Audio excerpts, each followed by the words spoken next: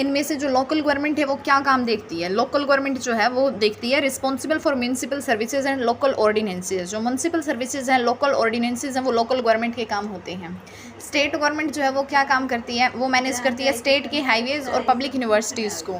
फिर उसके बाद जो नेक्स्ट है वो क्या है? National government. जो नेशनल गवर्नमेंट है वो क्या करती है? ये हैंडल करती है इंटरनेशनल रिलेशंस को और डिफेंस को भी। तो ये हो गया हमारा क्वेश्चन जो हमें मिलान करना था कि कौन सी गवर्नमेंट जो है क्या काम हैंडल करती है। उसके बाद जो नेक्स्ट है वो क्या है? ऑथर्स और books.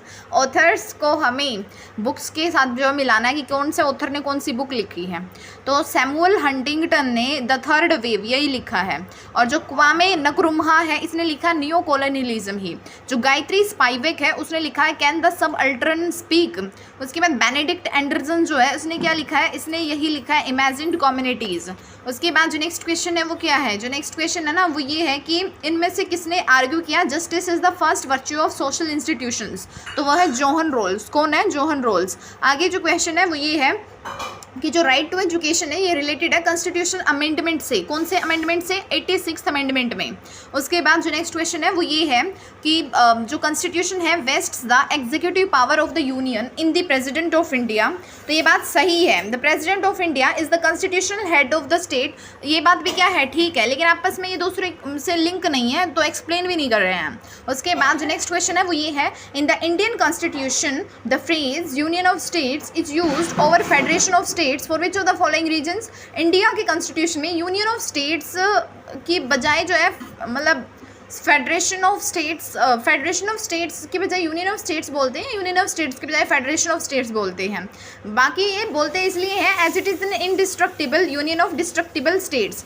It is an indestructible, ये जो है इनडिस्ट्रक्टिबल है, डिस्ट्रक्ट नहीं की जा सकती है, और यूनियन ऑफ डिस्ट्रक्टिबल स्टेट्स है, और यूनियन है जो कि डिस्ट्रक्टिबल स्टेट्स हैं उनका यूनियन है ये, तो इस वजह से ऐसा बोला गया है। उसके बाद जो आगे सवाल है ना वो ये है कि हमें बताना है साउथ कोऑपरेशन के बारे में। साउथ कोऑपरेशन के बारे में क्या चीज़ सही है?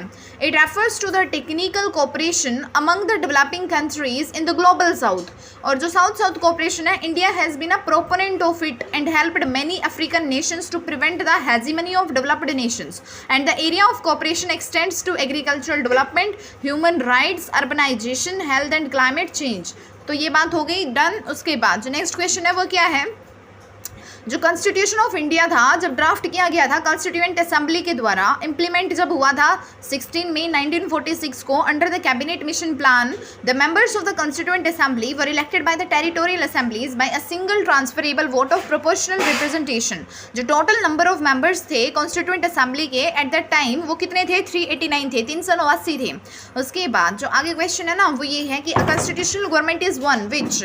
जो कॉन्स्टिट्यूशनल गवर्नमेंट होती है, जो संवैधानिक जो सरकार होती है वो कौन सी होती है? तो वो होती है places effective restrictions on the authority of the state in the interest of the individual liberty. Interest of individual liberty का भी ध्यान रखती है, बाकी इफेक्टिव रिस्ट्रिक्शन भी लगाती है जहाँ पे ज़रूरत होती है। By whom the members of the election commission are appointed. ये इलेक्शन कमीशन जो होते हैं उनका मेंबर्स जो है वो किसके द्वारा अपॉइंट किया जाता है? प्रेसिडेंट ऑफ इंडिया के द्वारा। What is the best thing about democracy? Democracy के बारे में जो बेस्ट थिंग है वो क्या है? Increase in the dignity of citizens. ये क्या करती है? डिग्निटी ऑफ सिटीजन्स को जो है इंक्रीज करती है। आगे जो क्वेश्चन है वो ये है कि parliamentary committee on public accounts जो है scrutinizes appropriation and finance accounts of the government and examines the report of the controller and auditor general of India. उसके बाद जो आगे क्वेश्चन है वो ये है ऑर्गेनाइजेशन है और दूसरी तरफ हेडक्वार्टर दे रखा है। तो जो नाटो है वो नाटो का जो हेडक्वार्टर है वो है ब्रुसेल्स में, और जो सार्क है उसका हेडक्वार्टर है काठमांडू में, और जो इंटरपोल है उसका जो हेडक्वार्टर है वो है लियोन्स में, और जो ओपेक है उसका हेडक्वार्टर है वियना में। उसके बाद जो आगे सवाल है वो क्या है? जो आगे सवाल है ना वो है मिलान करने का। तो जो चाइना है गालवान इंसिडेंट, चाइना रिलेटेड है गालवान इंसिडेंट से, और जो बांग्लादेश है वो रिलेटेड है लैंड बाउंड्री अग्रीमेंट से, और जो पाकिस्तान है वो हाइड्रो प्रोजेक्ट से रिलेटेड है, और जो नेपाल है वो काला पानी डिस्प्यूट से रिलेटेड। किससे रिलेटेड है? काला पानी डिस्प्यूट से। ठीक है। उसके बाद जो आगे सवाल है वो क्या है? आगे जो सवाल है वो ये दे रखा है SAARC, BIMSTEC, Indian Ocean dream association और कॉमनवेल्थ, ये सभी जो है कॉमन मेंबर्स हैं। These are the common members of which of the above groups? तो ये सभी India is the common group common members of SAARC also, BIMSTEC also, Indian Ocean Rim Association भी और कॉमनवेल्थ भी। ठीक है, सबका जो है क्या है? इंडिया क्या है? कॉमन मेंबर्स है। Okay. Indian councils act of 1861, Indian council act of 1861 1861 में जो इंडियन काउंसिल एक्ट क्या कहता था, it enlarge the viceroy's council to establish the imperial legislative council, इसने एनलार्ज करा था वाइसरॉय के काउंसिल को एस्टेब्लिश करने के लिए इंपीरियल लेजिस्लेटिव काउंसिल को। It gave recognition to the portfolio system, इसने जो रिकॉग्निशन दी थी पोर्टफोलियो सिस्टम को। It laid down that legislative council similar to that of the centre should be established first in Bombay, पहले जो है वो बॉम्बे में होगा एस्टेब्लिश, फिर मद्रास में, फिर बंगाल में, and then in the other provinces.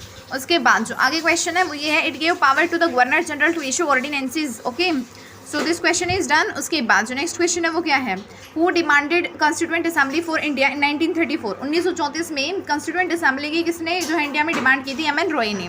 आगे जो क्वेश्चन है वो क्या है, कॉन्स्टिट्यूएंट असेंबली के बारे में बात करनी है। The constituent assembly was constituted in November 1946, November 1946 में कॉन्स्टिट्यूट हुआ था under the scheme formulated by the cabinet mission plan, मतलब कैबिनेट मिशन प्लान के द्वारा जो है ये चीज़ हुआ था। उसके बाद जो नेक्स्ट क्वेश्चन है वो क्या है, consider the following statements related to the constituent assembly, constituent assembly से रिलेटेड जो है बातें करनी है। So the constituent assembly adopted the Indian constitution on 26 November 1949।